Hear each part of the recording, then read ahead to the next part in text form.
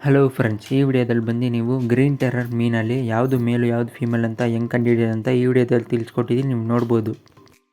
ಇವಾಗ ನೀವು ನೋಡ್ತಾ ಇರೋದು ಬಂದು ಮೇಲ್ ಗ್ರೀನ್ ಟೆರರ್ ಫಿಶು. ಮೇಲ್ ಹೆಂಗೆ ಕಂಡುಹಿಡಿಯೋದು ಅಂದರೆ ಇವಾಗ ಈ ಪಿಕ್ಚರಲ್ಲಿ ನೋಡ್ಬೋದು ನೋಡಿ.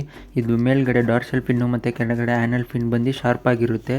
ಈ ಥರ ಇದ್ದರೆ ಅದು ಮೇಲು. ಮತ್ತು ಫುಲ್ ದೊಡ್ಡ ಅಡಲ್ಟ್ ಗ್ರೀನ್ ಟೆರರ್ ಮೇಲ್ಗೆ ಬಂದು ಈ ಥರ ಹಂಪ್ ಬಂದಿರುತ್ತೆ, ಅಂದರೆ ಫ್ಲವರ್ ಅಂತರ ಹಂಪ್ ಬಂದಿರುತ್ತೆ. ಇವಾಗ ನೀವು ನೋಡ್ತಾ ಇರೋ ಬಂದು female green terror fish. Female ಹೆಂಗೆ ಕಂಡುಹಿಡಿಯೋದು ಅಂದರೆ ಈ ಪಿಕ್ಚರಲ್ಲಿ ನೋಡ್ಸಿದ್ದೀನಿ ನೋಡಿ. ಈ ಥರ ಮೇಲ್ಗಡೆ ಆ್ಯನಲ್ ಫಿನ್ನು ಮತ್ತು ಡಾರ್ಸಲ್ ಫಿನ್ ಬಂದು ರೌಂಡ್ ಆಗಿರುತ್ತೆ, ಅಂದರೆ ಮೇಲಕ್ಕೆ ಶಾರ್ಪ್ ಆಗಿರುತ್ತೆ, ಇದಕ್ಕೆ ಸ್ವಲ್ಪ ರೌಂಡ್ ಆಗಿರುತ್ತೆ.